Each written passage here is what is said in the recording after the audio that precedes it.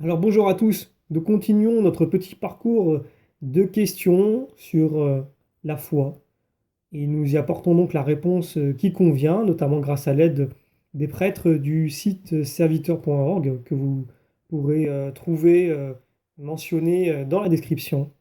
Alors la prière pour les morts, est-ce que c'est quelque chose de chrétien, de pas chrétien? Est-ce que c'est possible, impossible? Voilà, d'où ça vient, pourquoi, etc. Alors c'est une question qui cristallise beaucoup, puisque on a souvent une réponse nette, notamment de la part de nos frères protestants qui disent: «Ouh là là, vous communiquez avec les morts, c'est interdit, etc. C'est euh, c'est de l'ésotérisme et tout ça.» Alors, souvent la question de la prière pour les morts est abordée autour de la période de la Toussaint, puisque c'est la période justement où on se rappelle de tous les saints, mais également de tous ceux qui nous ont quittés, qui sont dans l'attente de la résurrection. Alors, quel est ce lien finalement que nous gardons avec nos défunts? Est-ce qu'il y a des liens qui nous unissent? Est-ce que nos prières sont vaines, inutiles?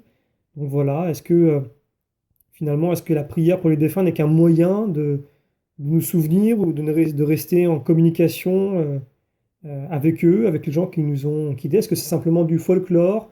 Est-ce que c'est pour nous rassurer? Est-ce que voilà, donc on va essayer d'aborder ces questions-là. Tout d'abord, concernant le mystère de la communion des saints.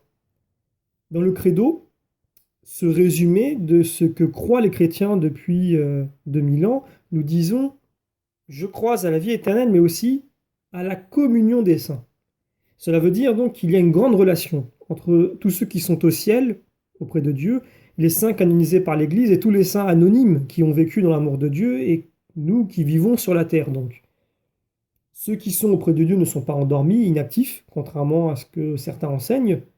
Ils ont le cœur tourné vers Dieu et reçoivent de lui par amour la possibilité d'intercéder pour ceux qui cheminent sur la terre. Saint Thérèse de l'Enfant Jésus disait d'ailleurs: je veux passer mon ciel à faire du bien sur la terre. Donc nous pouvons demander aux saints du ciel, célébrés ou non, de prier pour nous. Ce que nous faisons par exemple quand on récite la litanie des saints. Et nous qui sommes dans le monde visible, nous pouvons prier pour les défunts. Alors, nous sommes libres de choisir. Le jugement particulier qui suit immédiatement la mort réelle concerne notre dernier acte de liberté, préparé par tout ce qu'a été notre vie. Donc jusqu'au dernier souffle, nous sommes libres d'accueillir l'amour de Dieu et sa miséricorde ou de le rejeter. Ce choix décide de notre destinée éternelle. Donc celui qui meurt dans l'amour de Dieu est accueilli au ciel dans l'intimité des personnes divines en compagnie des anges et des bienheureux. C'est ce qu'on appelle le paradis ou la vie éternelle. Je vais lire un passage de Saint Jean, chapitre 3. Car Dieu a tant aimé le monde qu'il a donné son Fils unique, afin que quiconque croit en lui ne se perde pas, mais ait la vie éternelle. Car Dieu n'a pas envoyé son Fils dans le monde pour juger le monde, mais pour que le monde soit sauvé par lui. Par contre, celui dont le cœur s'est définitivement fermé à l'amour est fixé définitivement dans cette rupture avec Dieu, car Dieu ne s'impose jamais. Nous ne pouvons pas être unis à Dieu à moins de choisir librement de l'aimer, dit le catéchisme de l'Église catholique. Donc c'est ce qu'on appelle l'enfer. Enfin, celui qui meurt dans l'amour, mais sans avoir atteint la perfection de la charité, entre dans un état de purification que l'on appelle le purgatoire. Donc, on peut se poser la question suivante. Que font les défunts au purgatoire?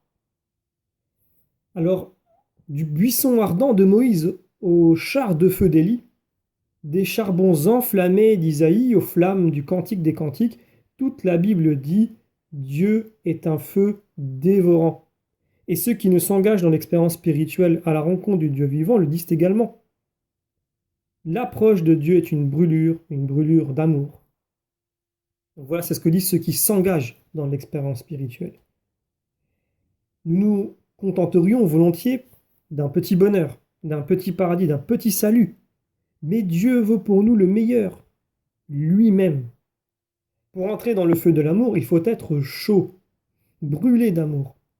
Mis au feu, le bois humide commence par noircir, craquer et fumer, puis vient l'embrasement. La Bible emploie l'image du feu du fondeur qui sépare l'or pur de sa gange pour décrire comment celui qui veut vivre dans l'éternité auprès de Dieu doit se laisser réchauffer, purifier par Dieu. Cette purification s'appelle purgatoire. C'est donc un état et non un lieu, comme nous l'imaginons trop souvent. Or, nos prières peuvent hâter la marche vers l'amour de ceux que nous aimons et qui nous ont quittés. Le Seigneur n'a pas besoin de nous pour exercer sa miséricorde, pour purifier l'âme au feu de l'amour. Mais il nous propose de nous associer à cette miséricorde. Nous pouvons donc faire beaucoup pour les défunts, car nous sommes riches du don de Dieu. La meilleure des prières, c'est d'offrir une messe et d'y assister si possible, mais tous nos pauvres mots ont un grand pouvoir pour nos amis défunts. Ils touchent le cœur de Dieu. C'est Dieu lui-même qui nous inspire de prier pour nos défunts afin de demander pour eux sa miséricorde. Il ne demande qu'à se laisser vaincre par notre appel pour qu'un jour nous nous retrouvions tous dans l'amour de Dieu. Et nous terminerons en citant l'Évangile selon Saint Jean chapitre 11, donc les paroles de Jésus. Je suis la résurrection. Qui croit en moi, même s'il meurt, vivra. Et qui croit en moi ne mourra jamais.